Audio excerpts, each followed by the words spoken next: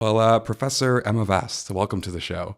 I'm really excited you're here because I fancy myself as a bit of a tech nerd. Like I enjoy thinking about technology and how it affects the world and the way we live and the way that we work. Last time you were on the show, you talked about how tech shapes occupational identity, which I thought was very interesting. And I guess that kind of aligns with what we're going to talk about today, because we're actually going to be talking about metaverses, which I find really fascinating. And I think there's a lot to get into. I don't know. I guess my first question to you is just like in a world that's dominated by AI, like I feel like all I'm doing is writing about and thinking about AI these days. Why study metaverses at all? hmm Well, thank you so much, Eric. And clearly, AI is, it's a headline. Everybody's talking about it. We're thinking a lot about AI these days because it's changing work. It's changing the process of work. It's changing the output of work. It's making us question a lot of things. But metaverses are also starting to operate.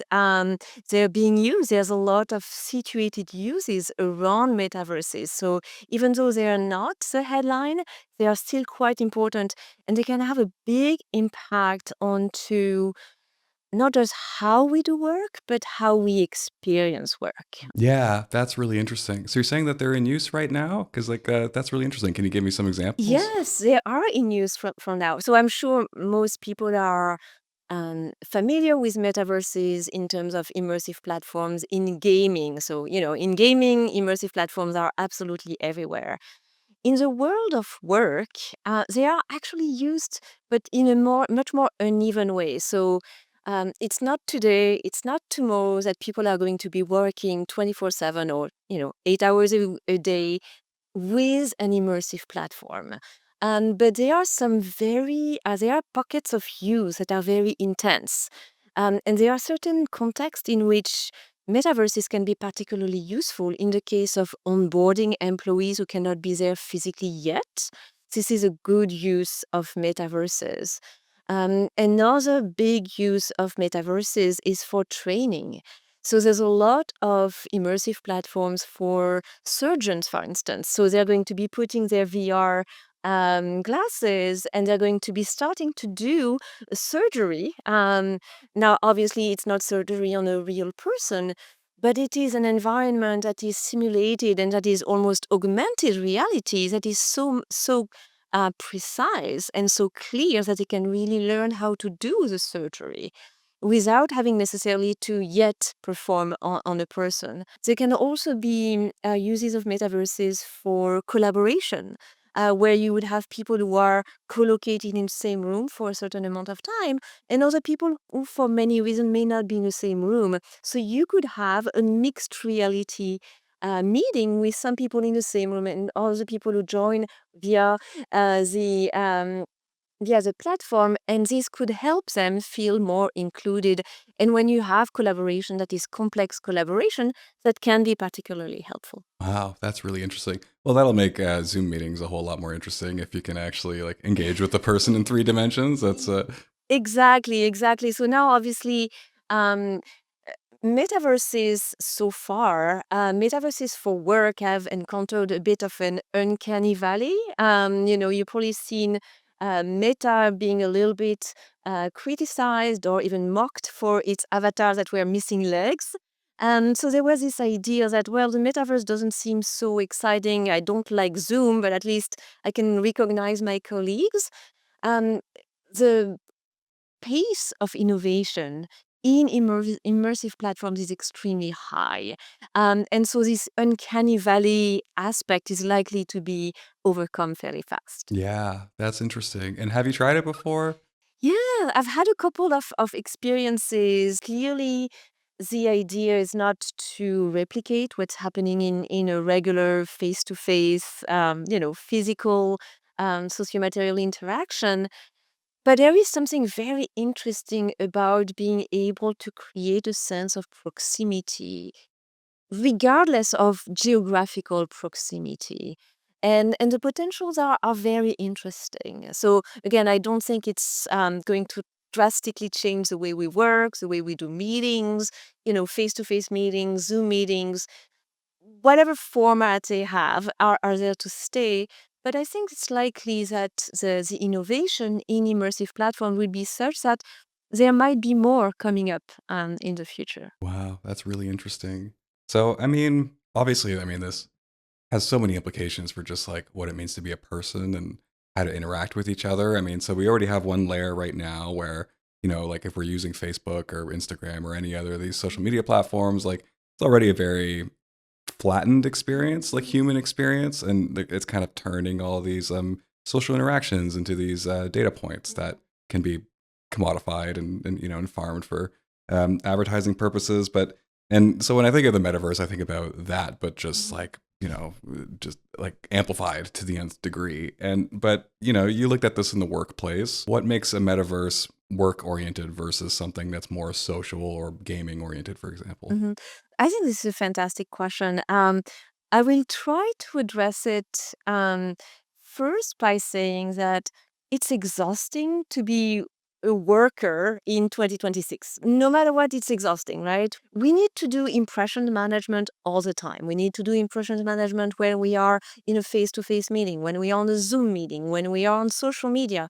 And now we add the metaverse. We add yet another context, and this is a very particular context, very different in terms of the way in which we present ourselves. That is very, very different. I am not saying that it's necessarily all bad. I think it can go in many different directions. Um, the optimistic part of me is thinking, well, the metaverse is great in some way because it enables everyone to have access. I can be working from Montreal and being in the same virtual room as somebody who is in Africa, in India, in Australia, and we are all on the same page. So the access is really interesting. I can also customize my avatar in a way that feels more me, if I feel comfortable doing so, if the environment of the organization makes it that it's actually okay to do so. So there's this idea that theoretically, at least, on the metaverse, I could be anyone I feel inside to be. Meanwhile, when I'm in a meeting in person, I am this particular person and this gender, this age, this particular physical attributes that I don't need to be on the metaverse. So that's the optimistic part of me. Um, the slightly less optimistic part of me is thinking about how exhausting it already is to be a worker today with all of these digital technologies, and then we add one, and also the fact that we need to learn how to act appropriately and to know what to do on the metaverse. It's not going to be easy. It's not self-explanatory. And the last point is, I think, a point that you maybe alluded to a little bit in your question, which is on the metaverse, suddenly I'm here and I'm very visible. Everybody can see where I'm here, when I'm not here. So it's just yet another data point, another element where everybody talks about the surveillance economy. There's a risk with the metaverse that the surveillance economy takes it yet another level up and becomes even more difficult for workers. So I think it can go both ways. If you ask me tomorrow, I might be more optimistic than Right. pessimistic, but there are definitely elements of both. Yeah, that makes sense. And no, I think you did a good job at outlining the pros and cons there. Because, like, yeah, that's an interesting point that you raised about like presenting how you want, and it does kind of add a whole new meaning to this idea of bringing your whole self to work. But also, it's like a mask. We talk about masking, and it's a literal digital mask. So that's interesting, and that creates maybe a barrier between you and your colleagues if you're presenting yourself in a certain way. Exactly. But on the other hand, we always have a particular mask, right? We always, whether we are fully aware or not, we're always engaging in some kind of impressions management. And then on LinkedIn, what I'm going to say on LinkedIn is going to be very different to what I'm going to say with a colleague, behind closed doors when we're gossiping and all, which we never do. Um, and there's always some kind of impressions management. I do think that it's very interesting that the metaverse gives us this. ability to transcend a certain physical appearance. And there's something very interesting there. I don't know, if if most workplace will actually enable people to be their whole self or who they think they are inside all the time. And it's also very political. It depends a lot on the context of the organization. It depends on the context of the society at a particular moment in time. So there are many things, not just the technology, but there's something very interesting about this. Yeah, definitely. So I mean, like, yeah, I mean, in your paper, you talk about mattering in the metaverse, and I just want to, yeah, I want to hear more about what does that mean? Yeah, I find mattering to be a very interesting concept in my work, and you mentioned my first foray into Delph. So thank you for having me again. I've long been very interested in questions of identity at work. Who I am and how who I am relates to what I do. I found these questions very interesting. But over the years, especially as there have been so many controversies around work and what it means to work today, and with transformation of the workplace and transformation of work with technologies, including AI, um, and this idea that what we do is changing and maybe we should disconnect our identity from work. So I've started to maybe think a bit more deeply about what it means to be at work. And I realized that maybe it's not just a question of what it means to be at work, but it also means being recognized and having a feeling that what we do is valued and matters. And I think this is a very interesting issue that in management research we don't necessarily delve too much into, or at least not enough from my perspective. And in a way, a lot of human resources management decision are becoming, and I'm really overgeneralizing. I'm so sorry for human resources managers all over the world. So, but this is an overgeneralization. But in some way, the idea is, you have better data, you can make better decision, and you are, in a way, we are, equating data with people, and so I'm just an entry point. And this is very different from mattering, because mattering is a sense of actually feeling valued and recognized, so that I, Emma, or you, Eric, at work would be recognized for what you do, and not just for here is the work that you did today.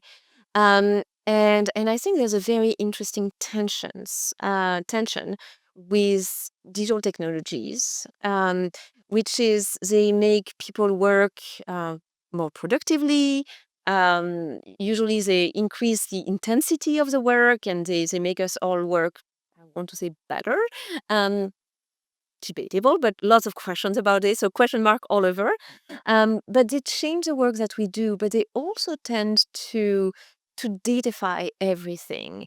And I think we need to make it sure that we take in consideration mattering. Yeah.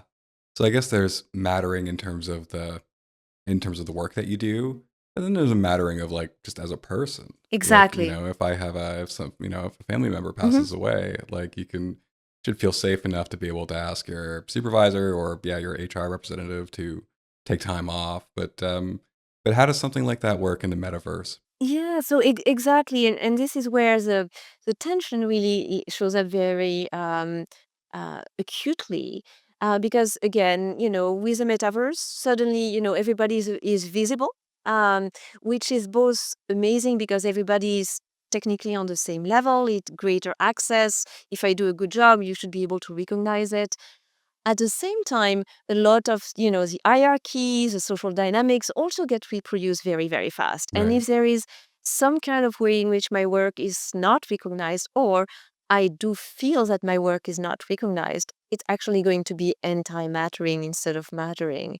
And my fear with the metaverse is that with the metaverse, there is great visibility of work and workers, but this visibility of work and workers can turn into surveillance rather than mattering. So, it's a data point rather than Eric as a person at work doing a good job and feeling that is recognized. Yeah. Right. So because I'm working in a digital space, like every single action that I take is being tracked and documented and sent to my supervisor so they can tell how productive I'm being.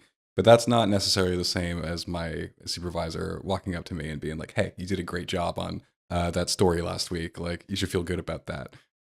Yeah. Oh, that's really interesting. And I think your example is excellent, and it really shows that obviously I'm a professor in information systems. I am not a technophobe. I am not a Luddite, and there's nothing wrong with them either. But I'm very interested in the technology aspect and the innovation aspect. But these are not just technological issues. These are organizational issues. These are management issues, and I think the combination of management and technology is where a lot of the sticky points are. Yeah, and I think too, just about like, so I grew up on video games, and when I was young, online gaming was just becoming a thing, and I found a lot of community there, which is interesting. And like, contrary to what my parents might have thought, like these were real friends of mine, and so there can be a real social depth to these online spaces. So yeah, it does make me wonder about how that might translate into like other areas, such as workplaces. Yeah, that's a really good point. And I think you're right now it doesn't fully translate because again the uses of metaverses tend to be very situated, training, onboarding, complex collaboration. But we can imagine a case where more readily available immersive platforms becomes the norm in some companies, not in all companies. In some companies, especially, you can imagine a company that has offices in multiple locations for different reasons, and people cannot be at the office or are not at the office. This could be a way to actually develop social bonds with colleagues and younger generations grow up with gaming and having all of these social aspect around gaming, around all of these um, virtual platforms. They know how to do this. Other generations do not have this instinct yet. Doesn't mean they cannot have it, but they do not have it yet. So I'm if I were to make a prediction, and always a bad idea to do in the tech world, but if I were to make a prediction, I would imagine that the more social aspects of working with immersive technologies will arrive because new generations are coming. Yeah, that's really interesting. Wow. I mean, yeah, I mean, you talked about the future and how hard it is to predict, and I think Mark Zuckerberg learned that. He had a big lesson in that very recently. So, just for anyone who's watching or listening who doesn't know, like, Facebook or sorry, Meta has pretty significantly just shut down their Metaverse program, and they were like they reoriented their whole company around this. So it's like, so I'm curious, like, given that news and just sort of where the metaverse is now, and it sounds like it's being applied in very specific use cases. But where do you see it going now? Yeah. So again, would not divine the future with technology. So it's a fool's errand. Um, but obviously, Meta made a big bet onto the metaverse. The bet didn't fully pan out. The workforce it was removed, diminished, and then the program really drastically reduced. It doesn't mean that immersive platforms are not going to be continue being developed and continue being used because again, these situated uses are very useful. And also, the technology keeps on changing and evolving and becoming more and more sophisticated. So I think in 20 years, are we all going to be communicating and working only through metaverse? Probably not. So, like, I don't want to make a prediction, but this seems fairly safe. But is there going to be more uses of immersive platforms in 20 years? Yes, probably. And they will become part of I assume they are likely to become a part of the day-to-day fabric of work for some type of work, for some type of task. And the last thing I'll say in this regard is most um, big technologies, like the big technologies that are changing the way we see the world and the way we work. Um, and AI is a great example. Take decades. The idea of AI is, of course, way older than just a few decades. But the practical development of AI took at least 50 to 60 years to get to the point that it is now. And now it's evolving at such a high and speed. Um, but metaverse are still baby technologies in this regard. 2 years ago, if we had had this conversation, I would have had a completely different answer. I would have told you, people don't have legs. It's the uncanny valley all the way through. It's 2 years later, it's still the case a little bit, but the improvement in the technique is incredible. So in 20 years, in 5, 10, 15, 20 years, things are going to continue improve. Yeah, definitely. And I wonder if there's an opportunity here for like smaller developers to take this technology forward, without a giant behemoth like Meta behind pushing the technology. It's now you can get these smaller companies to create these more specific use cases for. But do you have any sense of where that's going? I think this is exactly where it is likely to go. I think Meta went really big on the metaverse. The current situation is not very successful, and that was very hyped. So the shutdown or the drastic slow of the reality labs is very visible and very people talk a lot about it. So trying to be too big too fast is unlikely to work. But because these situated uses have been so successful, if I was to advise a small development company, I would say try to find a use case for the metaverse, for an immersive platform that is not completely developed yet. And start small and get from there. So we know training for doctors, training for pilots, trainings, onboarding, meetings, that it's covered.